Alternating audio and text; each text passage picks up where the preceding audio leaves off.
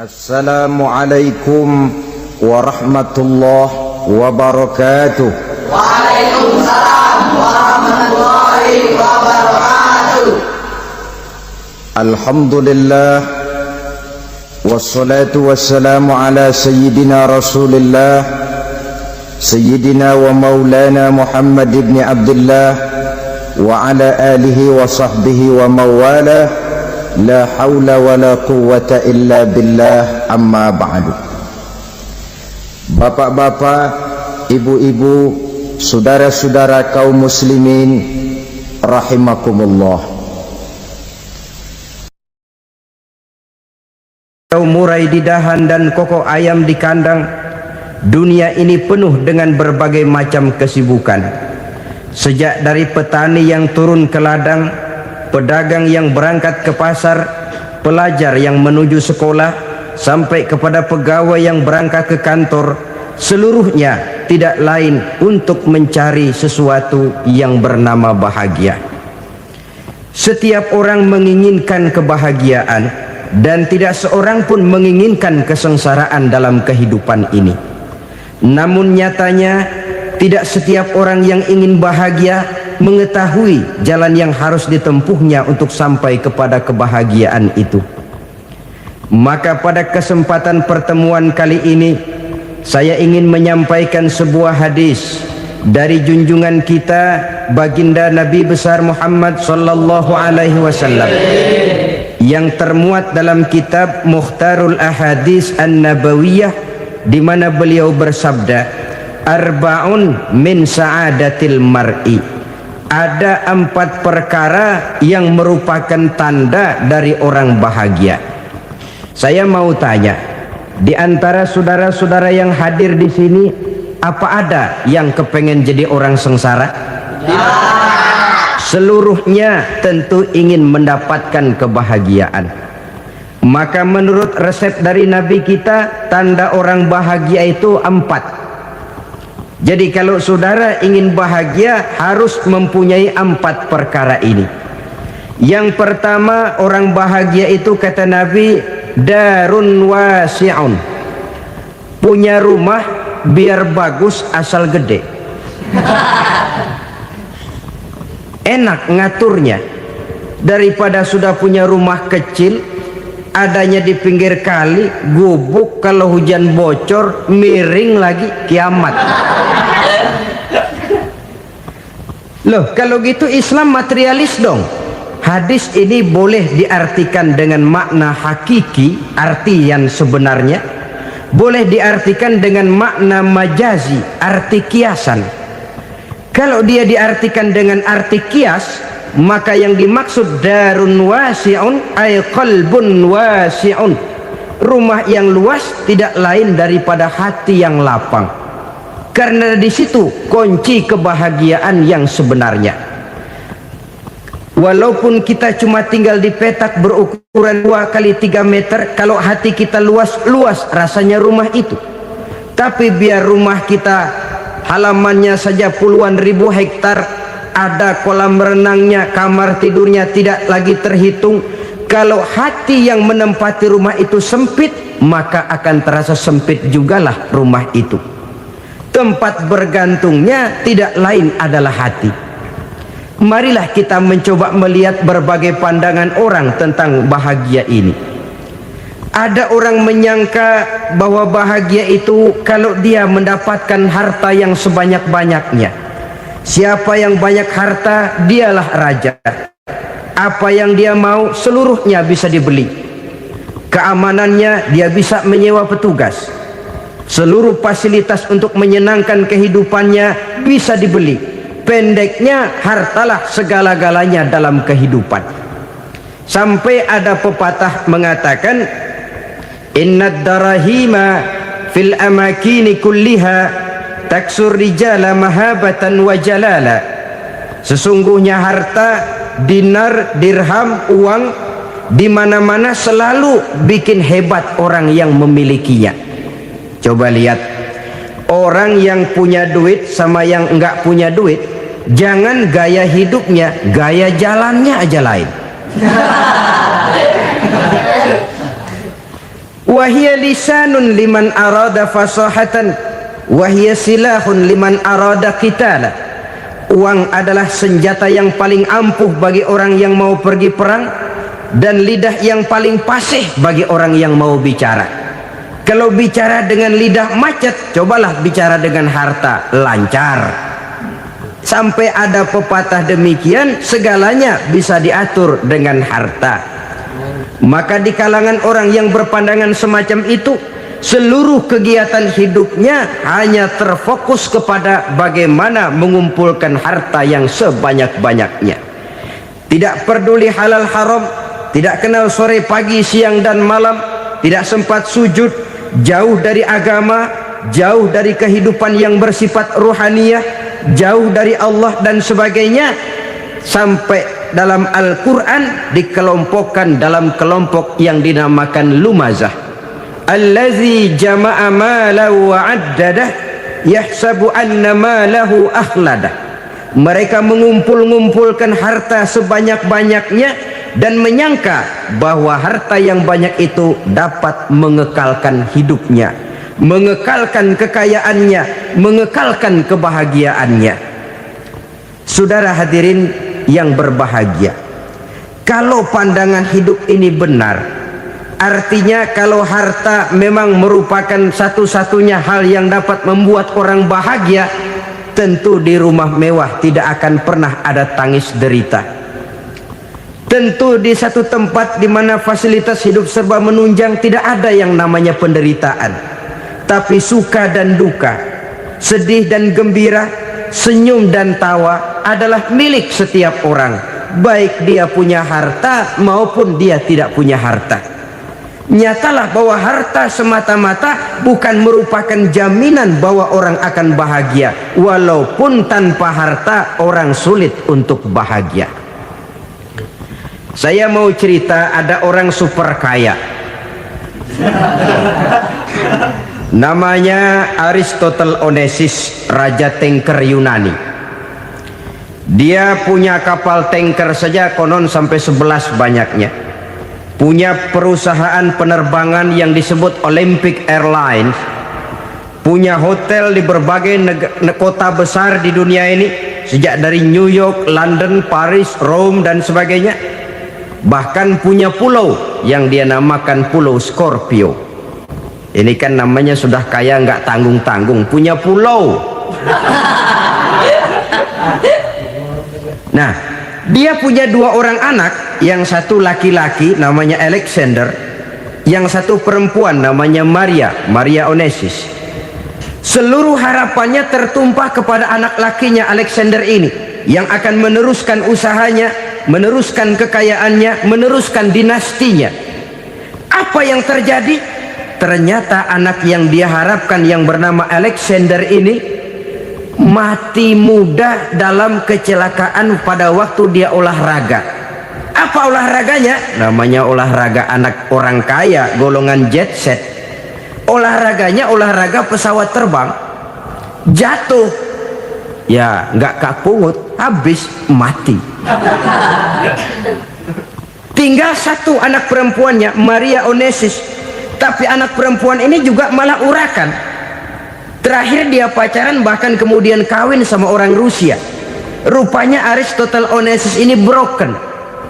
Kekayaannya yang berlimpah ruah, perusahaannya yang begitu banyak, siapa yang akan meneruskan? Siapa yang akan menggantikan? Sampai kemudian dia mengurung diri di Pulau Scorpio dan mati di sana secara mengenaskan. Seorang multi jutawan, seorang yang super kaya, mati menyendiri di pulau sepi. Ibarat kata pepatah, anak ayam mati di lumbung. Bukan kekurangan makanan, keurugan makanan. Begitu kehidupan Aristotle Onesimus.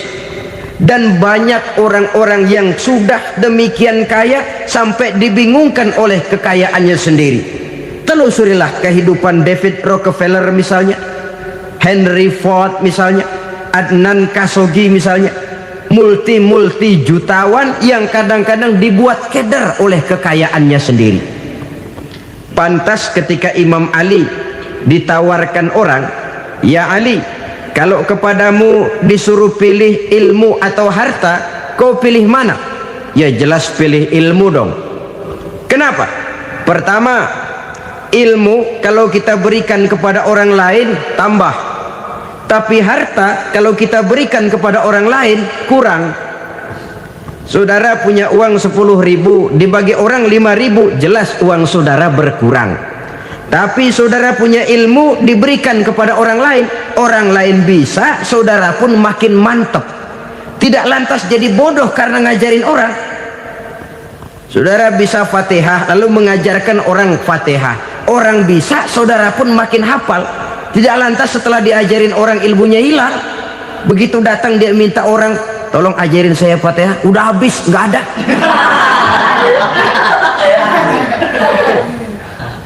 Yang kedua, kata Imam Ali, ilmu menjaga kita. Kalau harta, kita yang harus jaga. Makin banyak ilmu, makin terpelihara diri seharusnya. Tetapi makin banyak harta, makin bingung kita jaganya. Sampai kadang-kadang kalau perlu seluruh keliling rumah dipasangi alarm. Belum cukup disewakan anjing besar-besar, pasang di depan pintu, awas anjing galak. Masih belum cukup juga, cari centeng tukang-tukang kepruk jaga rumah. Masih terasa belum aman, padahal rumahnya dikelilingi tembok besar. Di balik tembok ada pintu-pintunya tebal. Di balik pintu itu terbuka masuk kamar, kamar pun ada pintunya, pintunya pun kuat. Masuk ke dalam kamar ada lemari, lemarinya pun pintunya kuat, dikunci, kuncinya pun kuat. Tapi terhadap seluruhnya yang timbul cuma sekedar was-was saja. Kesimpulannya sekali lagi, tanpa harta orang memang sulit untuk bahagia. Tapi harta semata-mata tidak merupakan jaminan orang akan bahagia. Dengan hati yang luas, itu modal utama untuk mencapai kebahagiaan hidup. Orang yang hatinya luas, saudara-saudara, punya hati yang lapang, melihat kenyataan hidup ini, dia bersyukur senantiasa kepada Allah. Lantas tidak timbul hasud dan iri hatinya. Oleh karena itu jiwanya selalu lapang. Kalau tidak, cupik hati namanya, dangkal pandangan, tidak senang melihat orang lain dapat nikmat, dan itu sering dijadikan contoh. Kalau orang yang lapang dada, dia lihat tetangganya beli TV baru, dia berkata, alhamdulillah ya, tetangga kita beli TV, mudah-mudahan kita bisa ikut nonton. Lapang dadanya. Tapi orang yang sempit hati, lihat tetangga beli televisi, meriang. Enggak diapa-apain, meriang. Besoknya dengar tetangga beli motor, makin sakit, ke rumah sakit. Lalu di rumah sakit dengar tetangganya beli mobil, mati. Disiksa oleh perasaannya sendiri. Orang kalau hati sudah sempit dalam hidup, kemanapun dia pergi, sempit rasanya medan kehidupannya. Kemudian kita melihat juga ada orang yang menilai bahwa bahagia itu katanya kalau punya kedudukan yang tinggi, pangkat yang agung, wibawa yang besar. Mungkin betul, tapi mungkin juga tidak. Bergantung kepada hati orang yang punya pangkat itu. Sama dengan harta tadi. Harta akan membawa bahagia kalau dia jatuh ke tangan orang yang berhati lapang. Tapi harta akan jadi bencana kalau jatuh ke tangan hati orang yang sempit.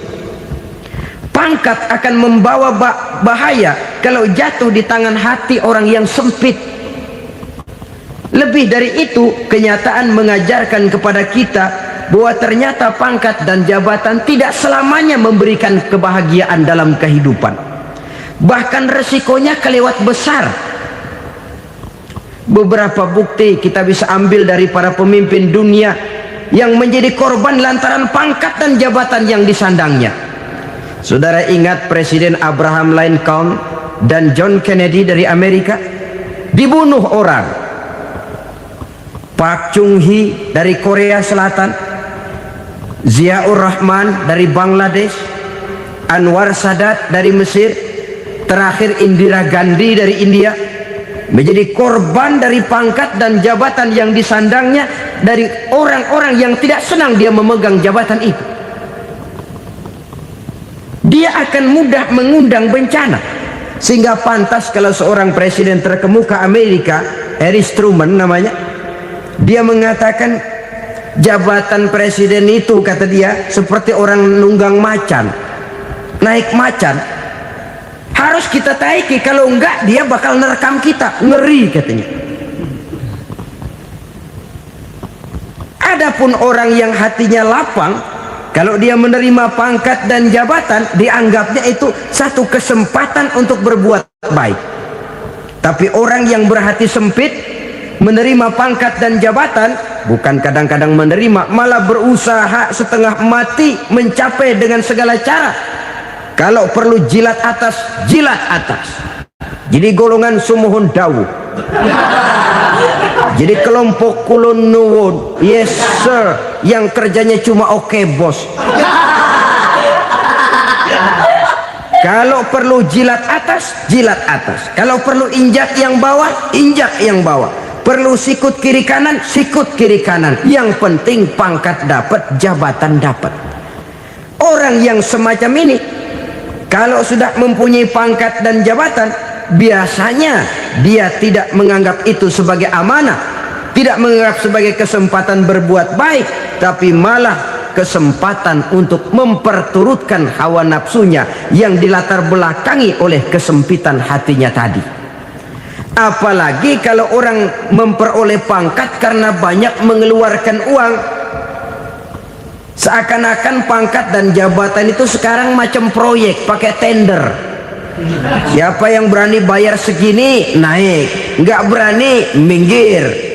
Padahal logikanya, kalau orang mencapai satu jabatan karena banyak mengeluarkan uang, hampir bisa dipastikan bahwa setelah jabatan itu dia pegang, langkah pertama yang akan dilakukannya ialah berusaha bagaimana uang yang dia keluarkan supaya kembali. Ya paling kurang pulang modal dulu dong. Soal mikirin rakyat soal nanti, tapi ini modal harus pulang. Itu celakanya kalau orang memperoleh pangkat dan jabatan cuma karena banyak mengeluarkan uang. Jarang orang yang mempunyai keyakinan dan pandangan bahwa pangkat dan jabatan merupakan amanah. Jadi sekali lagi, pangkat dan jabatan mungkin saja membawa kebahagiaan kalau jatuh ke tangan orang yang berhati lapang, tapi bisa jadi bencana kalau dia jatuh ke tangan orang yang mempunyai hati yang sempit. Dan lagi-lagi stresnya hati yang lapang. Lalu sebagian orang, saudara, ada yang berpandangan katanya bahagia itu kalau jadi orang terkenal, mempunyai popularitas, menjadi idola di kalangan remaja, di kalangan orang tua, di segala lapisan masyarakat. Padahal makin populer orang, makin terikat dia. Ya kalau macam kita ini kan nggak punya nama, nggak populer, tengah malam buta mau nongkrong di warung Tegal aman. Tapi pangkat, jabatan, kedudukan, popularitas menyebabkan kita diikat dengan berbagai macam peraturan. Cuma mandi sama ke WC saja yang nggak dikawal.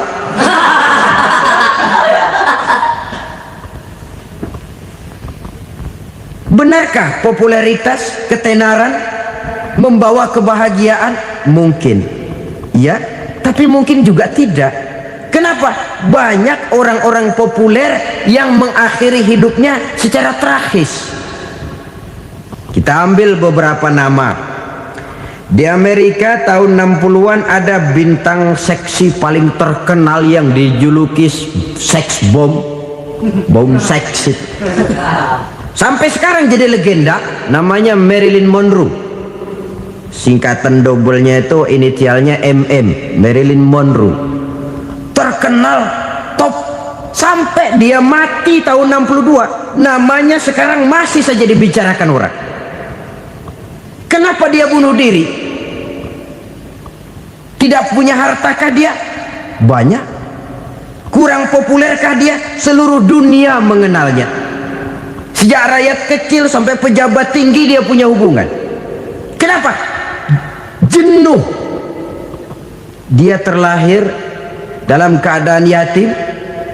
Setelah itu tidak lama dia berangkat remaja, ibunya meninggal. Pindah dari wanita asuh ke wanita asuh sampai 12 orang ibu angkatnya. Dan kekecewaan yang paling parah, setiap laki-laki yang dekat dengannya hanya seperti kapal berlabuh. Datang dan pergi silih berganti, padahal dia merindukan seseorang yang bisa melindungi hidupnya. Dia rindukan itu dan dia tidak pernah menemukan. Itu yang akhirnya menyebabkan dia minum pil tidur kelewat dosis, minum obat tidur kebanyakan, ya tidur terus sampai sekarang.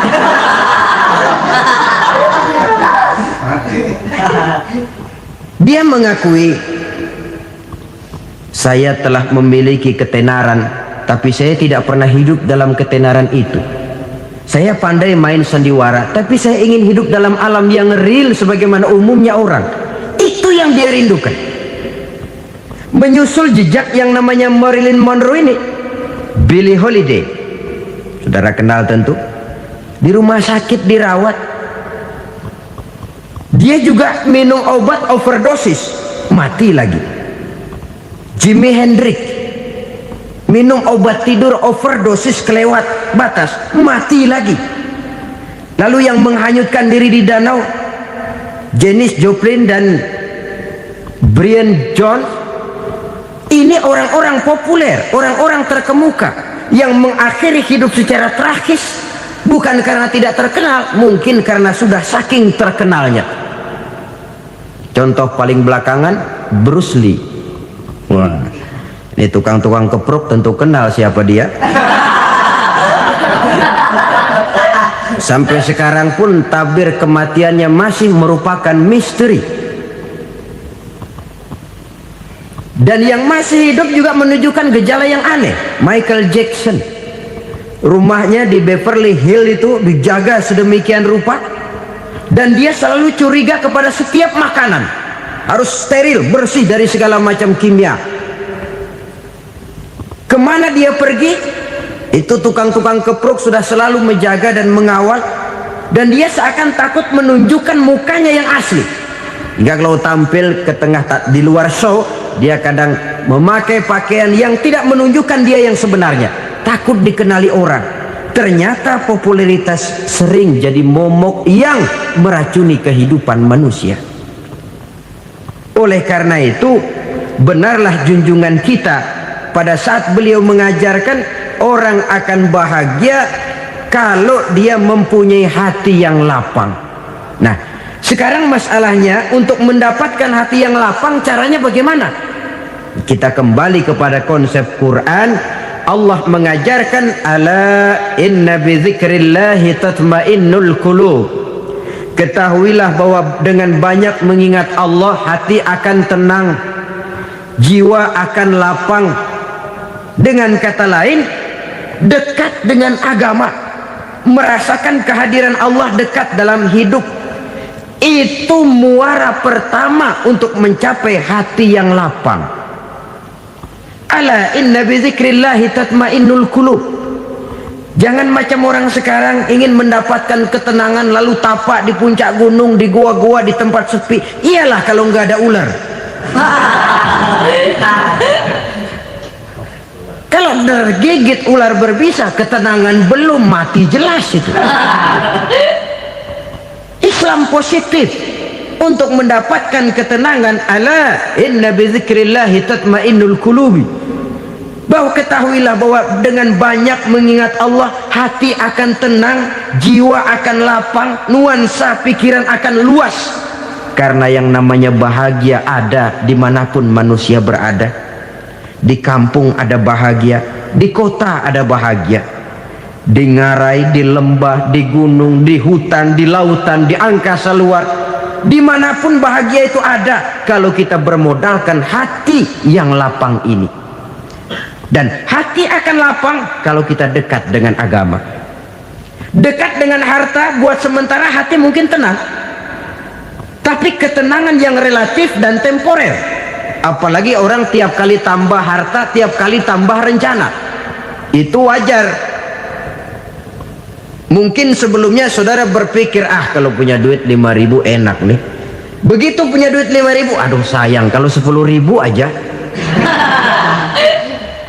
Tiap kali tambah harta, tiap kali lain rencana. Makin banyak rencana, makin menjauhkan kita dari yang namanya ketenangan. Padahal ketenangan merupakan unsur utama untuk mencapai bahagia. Dan ketenangan itu bermuara dalam hati manusia. Tengoklah kehidupan ini. Orang yang banyak harta dengan orang miskin, berbedakah rasa sakit yang mereka tanggungkan? Rasanya tidak. Walaupun si kaya tidur di kasur empuk berselimutkan sutra mahal, sementara si miskin meringkuk di balai bambu yang keras dan kasar. Apabila maut datang, dia juga tidak pernah pilih bulu. Maut datang menjemput si kaya di singgasana keemasannya, dikelilingi oleh para pengasuh, dayang dan idang serta para pengawal. Dan maut pun datang menjemput si miskin papa, sehingga ia tergelepar di tepian jalan. Kedua-duanya bernama mati. Kalau nyata bahwa sakit yang ditanggung si kaya tidak beda dengan sakit yang ditanggung si miskin, bukan harta semata yang membuat orang bahagia. Hati yang tenang, jiwa yang lapang penuh kedamaian karena banyak berzikir dan mengingat Allah, itu merupakan modal utama untuk mencapai sesuatu yang bernama bahagia.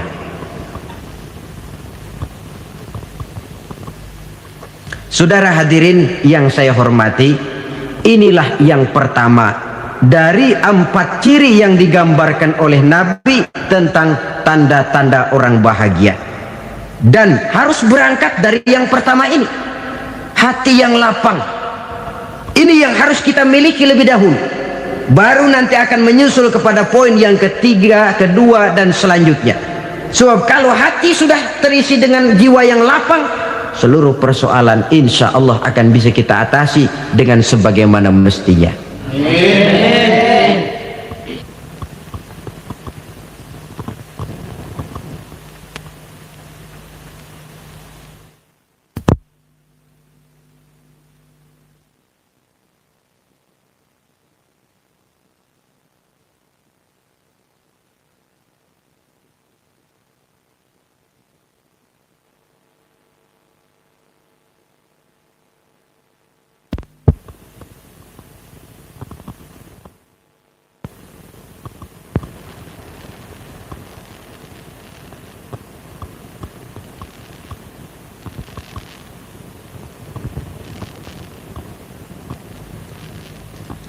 Yang kedua sekarang, tanda orang bahagia menurut baginda Nabi, markabun syariah. Orang bahagia itu, kata beliau, punya kendaraan biar cepat asal lancar. Artinya kemana dia mau pergi mudah. Apa maksud hadis ini? Kalau kita kaji lebih dalam, kendaraan itu kan alat transportasi. Transportasi tidak lain adalah usaha memudahkan komunikasi. Pindah dari situ kepada teori bahwa manusia adalah zon political, makhluk bermasyarakat yang tidak bisa memenuhi kebutuhan hidupnya secara sendirian. Kita memerlukan keberadaan orang lain dalam kehidupan ini.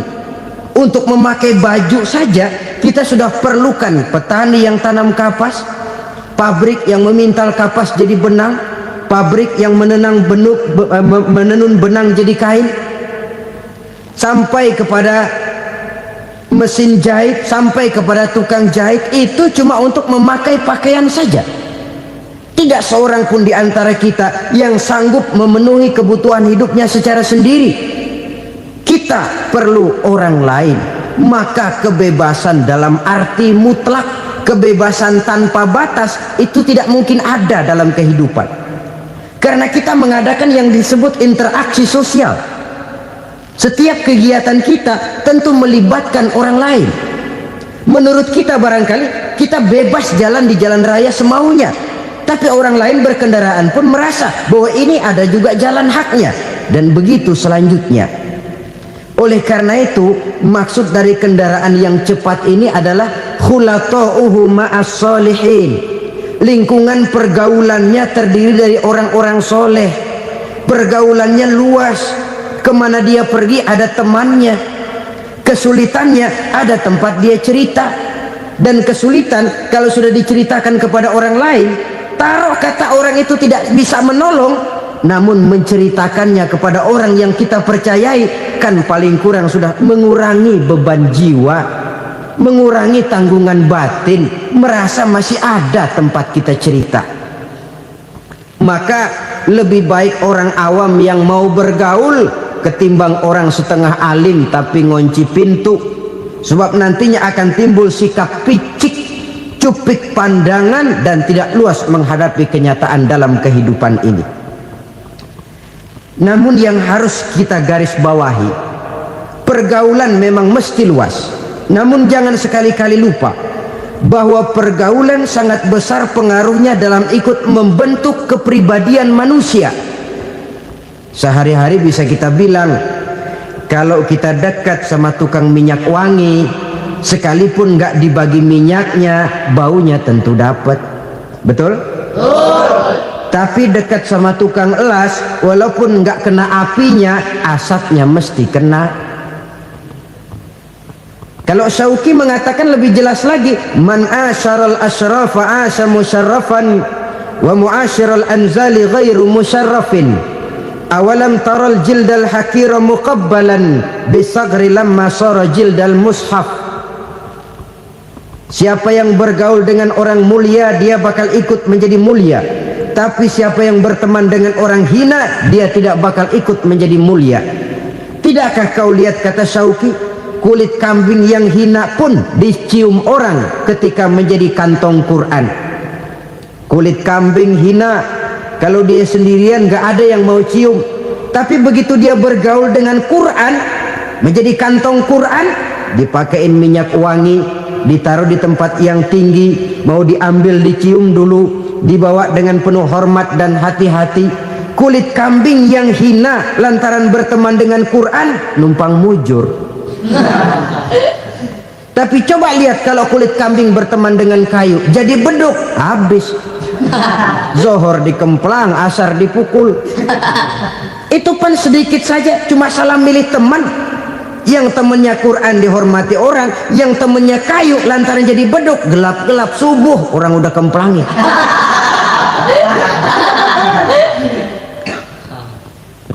Maka terutama kepada adik-adik remaja yang masih mencari identitas diri, yang ibarat kaset masih kaset kosong, mudah diisi oleh apapun, pandai-pandailah memilih teman dalam bergaul. Karena banyak orang yang tadinya baik-baik, ketika terseret dalam pergaulan dengan orang yang tidak baik, kebaikannya menjadi lentur dan luntur. Tapi berapa banyak bajingan-bajingan tengik, orang-orang yang berlumur noda dan dosa, tiap hari melakukan maksiat, namun bergaul dengan orang yang baik-baik, pada akhirnya sedikit demi sedikit beringsut dan berangsur dia terbiasa mengikuti kebaikan-kebaikan. Saya tekankan ini kepada remaja karena mereka masih mencari identitas diri. Apa yang mereka lihat mereka mau, apa yang mereka dengar mereka ingin tahu. Coba lihat kehidupan remaja. Pulang nonton film Rambo, pengen jadi Rambo, gagah, maunya belekai melulu. Pulang nonton film Superman, pengen bisa terbang. Pulang nonton India, nyanyi melulu. Wajar, mereka masih mencari identitas diri. Saya ini sebenarnya siapa? Lingkungan, pergaulan akan membentuk itu. Karena itu pandai-pandailah bergaul, karena ia sangat besar pengaruhnya dalam ikut membentuk kepribadian manusia. Apalagi sifat yang jelek lebih cepat menularnya ketimbang sifat yang baik. Sifat yang baik, watak yang soleh itu lambat sekali untuk menular. Tapi yang tidak baik, kan prosesnya mah kalau remaja biasanya mula-mula dengar. Karena dengar lalu pengen tahu. Karena pengen tahu lalu ngeliatin. Begitu ngeliatin kan pengen nyobain. Setelah nyobain ketagihan. Nah, ini prosesnya. Yang namanya ganja, morfin, narkotik awalnya kan begitu. Mula-mula denger katanya kalau sudah fly to the sky, sudah melayang ke langit katanya, disitulah puncak kebahagiaan. Mulanya cuma denger, karena denger pengen tahu, karena pengen tahu lalu ngeliat, kumpul sama orang yang suka ngeganja. Setelah ngeliat, nah pengen ngerasain. Begitu ngerasain enak juga, ketagihan. Kalau sudah ketagihan jadi penyakit kronis, bisa merembet kepada yang lain. Iya, kalau orang tuanya mampu untuk beli morfin, beli ganja. Kalau tidak kan pikirannya ngayap, jemuran siapa ya gue sahabat. Timbullah perbuatan-perbuatan negatif yang bermula dari salah pergaulan. Apalagi buat adik-adik remaja yang tinggal di kota-kota besar, yang pengaruh budaya, pengaruh kesenian, pengaruh struktur kehidupan yang nampak makin individualistis, di mana persaingan tajam, tensi ekonomi tinggi, orang mudah mengalami stres. Pandai-pandailah dalam bergaul, sekali lagi, karena ia sangat besar pengaruhnya dalam ikut membentuk kepribadian manusia. Orang bahagia punya kendaraan yang cepat, artinya punya pergaulan yang luas, dan lingkungan pergaulannya terdiri dari orang-orang yang soleh. Kemana dia pergi ada teman, kesulitannya ada tempat dia cerita. Tapi kalau sudah menyendiri, hidup sendiri, kesulitan dipikiri sendiri, bisa mati belum waktunya. Tidak ada tempat berbagi rasa, tidak ada tempat bercerita, tidak ada tempat mengurangi beban dalam kehidupan. Pantas betul kalau Islam sangat menggalakkan dan menganjurkan orang kalau sudah sampai waktunya itu untuk melangsungkan nikah. Kata Nabi, ya ma'syaras syabab man istata'a minkumul ba'at falyatazawwaj. Hai para pemuda, kalau sudah mampu memberi nafkah, kawinlah, nikahlah kamu. Kenapa? Sudah ada teman hidup, tempat berbagi rasa. Kesulitan kalau ada tempat cerita akan lebih ringan ketimbang kita telan sendiri, walaupun bobot kesulitannya sama beratnya. Saudara-saudara kaum muslimin rahimakumullah, inilah ciri yang kedua, punya kendaraan biar cepat asal lancar. Kemana kita mau pergi gampang. Dengan kata lain, setelah hati yang luas, pergaulan yang luas. Dua.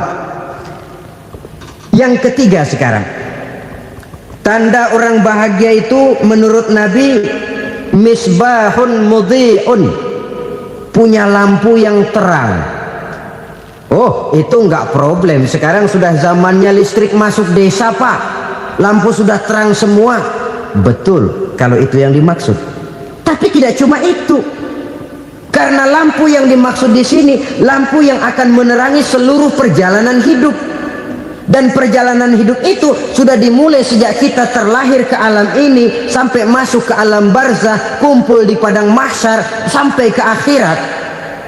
Lampu yang menerangi itu yang diperlukan. Kalau lampu, katakanlah yang paling top sekarang kan lampu jenis Mercury. Taruhlah itu di rumah kita, dia cuma menerangi rumah kita, menerangi hati pun tidak sanggup. Bila kita masuk ke alam barzah, alam kubur, sanggupkah si Mercury yang begitu terang menerangi alam barzah kita? Tidak sanggup lagi. Sanggupkah lampu yang ratusan watt, bahkan puluhan ribu watt menerangi kehidupan di padang mahsyar? Tidak akan sanggup lagi. Kalau demikian, yang dimaksud lampu yang terang di sini apa? Tidak lain amal soleh, kebajikan yang kita lakukan dalam hidup. Itu yang akan jadi lampu penerang. Di dunia nama kita akan terang, jasad kita boleh hancur terkubur tanah, tapi nama kita akan dikenang orang. Begitulah kalau orang meninggalkan kebajikan dalam hidup seperti sekarang. Ribuan orang tiap saat berziarah ke kubur Imam Syafi'i, ke kubur Imam Malik, ke kubur Imam Ghazali, ke kubur orang yang baik-baik, orang yang soleh-soleh. kebajikannya yang ditinggalkan, yang mengukir namanya dengan tinta emas, sehingga saudara sudah terbaring di alam kubur. Orang lewat, Allah, ini kuburannya Fulan bin Fulan, dulu ini kebaikannya Masya Allah, saya ikut merasakan. Mari kita mampir sebentar, kita Fatihah, mohon disampaikan Allah pahalanya kepada almarhum. Al-Fatihah. Itu kalau orang baik-baik. Lalu saudara tanya, Pak, orang mati dikirimin Fatihah apa nyampe pahalanya? Saya jawab, kalau saudara nggak percaya, mati dulu dah. Nanti saya Fatihain, tungguin di sana, umpama nggak sampai balik lagi kemari. Sekarang ini kan maunya otak-otakan saja, kalau nggak masuk otak nggak percaya. Padahal alam gaib itu nggak bisa diotak-otakin. Sama saja dengan saudara pernah dengar cerita kapal tanpa emas tenggelam kan? Pernah nggak? Di mana? Di laut Masalembo. Begitu ketampo emas tenggelam, ratusan penumpang itu terjun ke laut, dipermainkan gelombang, berjuang menghadapi maut itu. Orang lagi timbul tenggelam di lautan, dihantam ombak, kita tengokin pakai helikopter. Pak, lagi timbul tenggelam ya? Iya, tolongin. Jangan khawatir Pak, nih saya kirim intan Pak, harganya 10 juta. Kira-kira orang yang timbul tenggelam di laut seneng nggak? Tidak. Kan mahal toh intan 10 juta. Kenapa dia nggak senang? Karena intan 10 juta dalam kondisi seperti itu tidak sanggup menyelamatkan dia. Dia akan girang kalau dikirimin ban mobil bekas, dikirimin papan terentang atau bambu. Intan yang 10 juta dia nggak girang, ban mobil bekas yang 1000 perak tuh pegang, itu yang dia girang betul. Inilah sebabnya Nabi berkata, mal mayyitu fi qabrihi illa kal ghariqil mutaghawwis. Orang yang meninggal di alam kuburnya seperti orang timbul tenggelam di lautan. Yantaziru da'watan min ahli, menunggu doa dari keluarganya yang masih hidup. Duh, bapak saya sudah meninggal, saya sayang benar sama dia. Kirimin kulkas ke kuburannya Itu sama saja dengan tadi orang tenggelam di lautan dikirimi intan yang harganya 10 juta, ndak sampai. Begitulah kalau kebajikan yang kita tinggalkan dalam hidup, sudah mati pun kubur kita masih diziarahi orang. Tapi kalau jahat yang kita tinggalkan, boro-boro lah orang mau doa lewat dekat kuburan kita juga serem. Tuh bajingan no, dulu mati dipendem di situ tuh. Jangan lewat situ, ntar kesurupan, jangan. Lewat saja orang ngeri. Konon lagi membacakan Fatihah dan mengirimkan doa. Hidup pada hakikatnya adalah kesempatan untuk berbuat baik. Maka sekali kesempatan itu diberikan, manfaatkan dengan sebaiknya. Sebab kesempatan kedua tidak akan pernah ada. Kesempatan berbuat baik di sini, di akhirat sudah pembalasan namanya. Sekali kesempatan itu dicabut, dia tidak akan pernah dikembalikan lagi. Kata Iqbal, hidup tidak mundur ke belakang, Bung. Berhenti diinjak orang, mundur hancur. Tidak ada kata mundur dalam hidup ini. Berhenti diinjak orang, mundur kecebur. Tidak ada kata lain, harus maju dalam kehidupan dalam artian yang positif. Hidup adalah kesempatan untuk mengumpulkan kebajikan yang sebanyak-banyaknya. Di situ nilai daripada manusia. Sekarang ini memang nggak kelihatan kok, orang yang banyak pahala sama yang banyak dosa nggak kelihatan kok. Barangkali kalau habis bikin dosa palanya pada benjol, mungkin orang takut sama dosa. Tapi sekarang sama saja, orang yang banyak dosa dengan yang nggak banyak dosa jalan bareng dari belakang, sama, nggak kelihatan beda. Tapi ada waktunya di mana pahala memegang peranan, di mana dosa diperlihatkan. Sama saja kalau kita bawa mobil siang, lampu kan nggak begitu berfungsi. Apa lalu bilang, alah ini lampu berat-beratin, copot-copotin aja dah. Tidak perlu begitu. Kenapa? Pada satu saat malam senja akan datang. Bila matahari terbenam, senja pun datang, gelap mulai merayap, disitulah baru terasa perlunya lampu. Pahala begitu. Sekarang orang yang nggak ada pahalanya nggak kelihatan dalam kehidupan. Tapi pada satu saat senja kehidupan akan datang. Ajal merenggut nyawa, malam merayap, dan hidup mulai diliputi kegelapan di alam barzah. Dikala itu kalau nggak punya lampu, alangkah malangnya kita. Sebab amal yang baik, kata Nabi, di alam barzah itu akan diciptakan menjadi perempuan yang cantik menemani kita. Amal yang jahat akan menjadi orang yang paling jelek nemenin kita. Udah di tempat gelap yang nemenin jelek.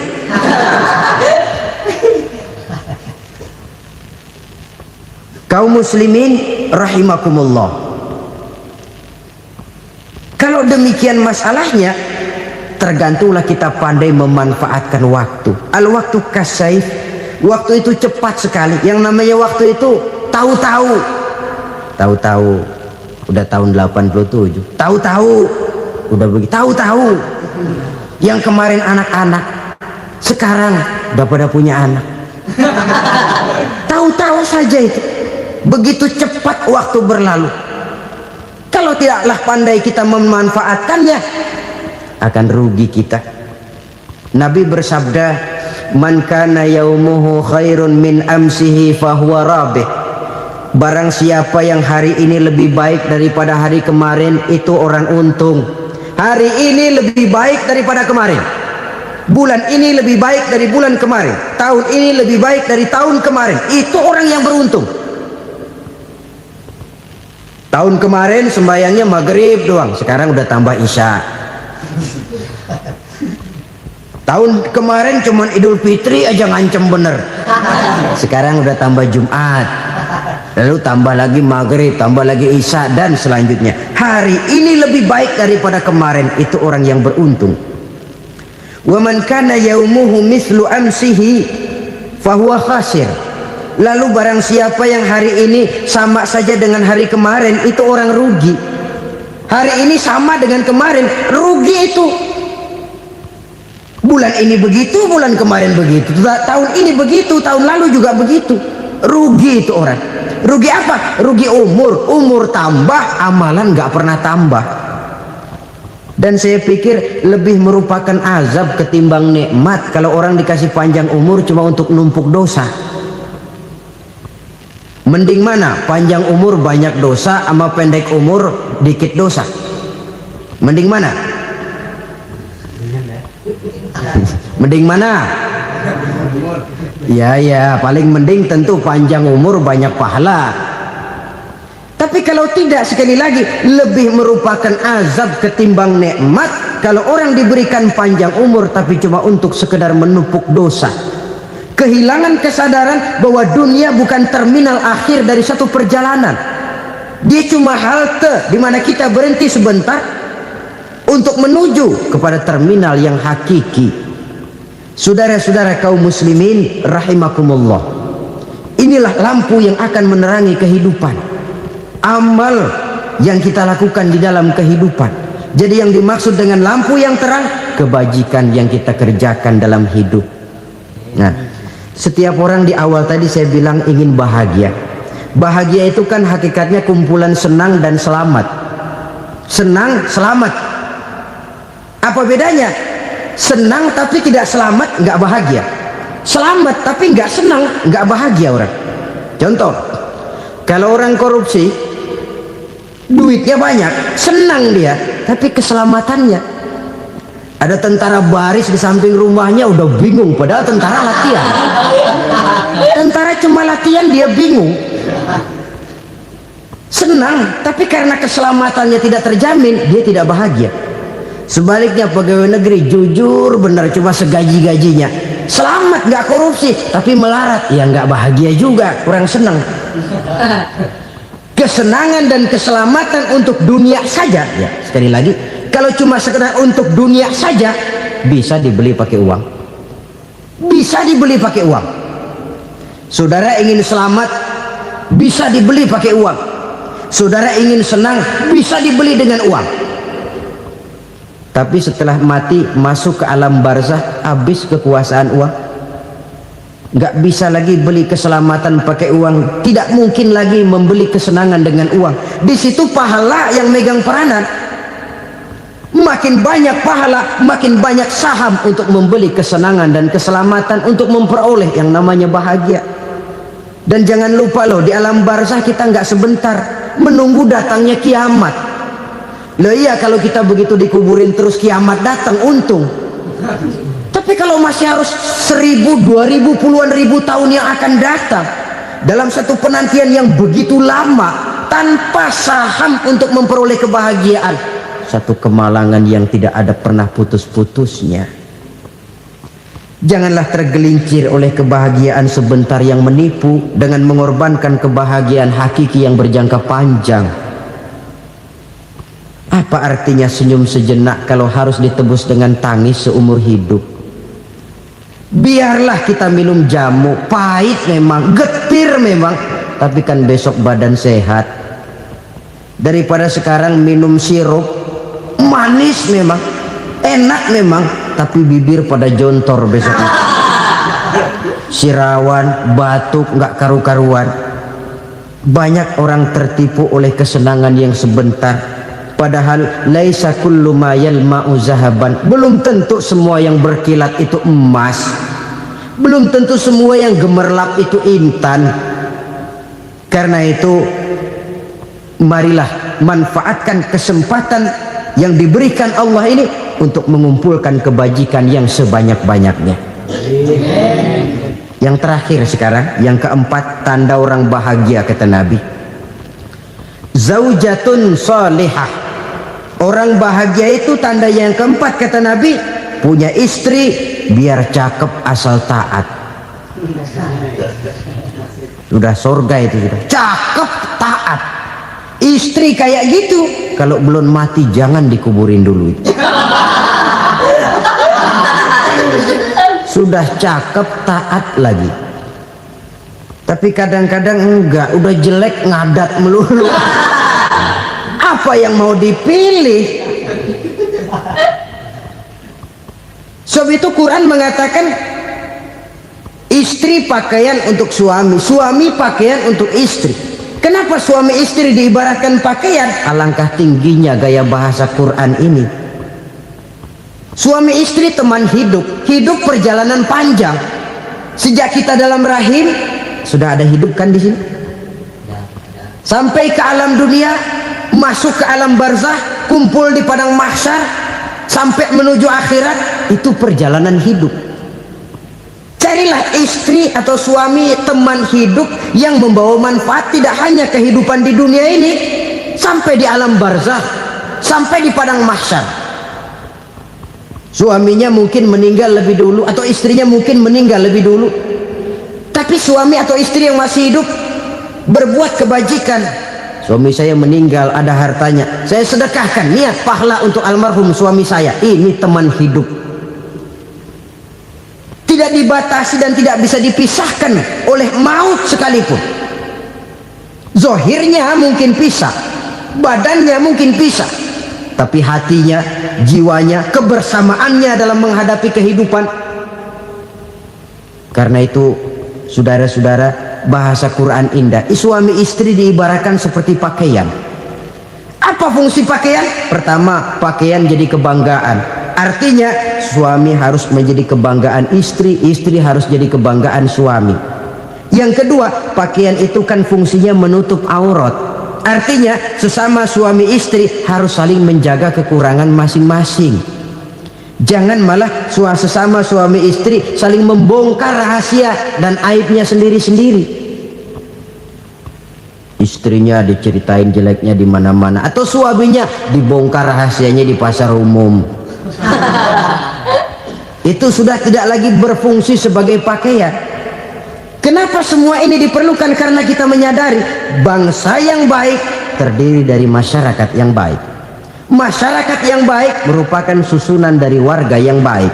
Warga yang baik adalah terdiri dari rumah tangga yang baik. Dan rumah tangga yang baik merupakan susunan dari pribadi yang baik. Dari situ langkah dimulai. Membangun satu bangsa yang baik diawali dengan membangun rumah tangga yang baik, dengan menciptakan pribadi-pribadi yang baik. Sehingga dari sini diharapkan berkembanglah nilai-nilai kebaikan. orang akan bahagia mempunyai istri yang soleh. Kenapa? Tidak ada seorang suami bisa sukses jadi apapun dia, apapun profesinya, dokterkah, kiaikah, mubalikkah, petanikah, pengusahakah, pejabat tinggikah, tidak ada seorang suami yang bisa sukses tanpa peran serta istrinya. Walaupun memang peranan itu tidak begitu kelihatan, tapi sangat menentukan. Karena itu, saudara hadirin yang saya hormati, Islam sangat menghargai kaum wanita, memberikan kedudukan yang tinggi sepanjang tidak mematikan kodrat kewanitaannya. Nah, kalau sudah kesuksesan ini diawali dari rumah tangga, karier di masyarakat mudah untuk dikejar. Tapi keberantakan di rumah tangga merupakan kegagalan pertama di tempat lain. Nah, inilah saja yang dapat Al-Fakir sampaikan pada pertemuan kali ini. Terima kasih.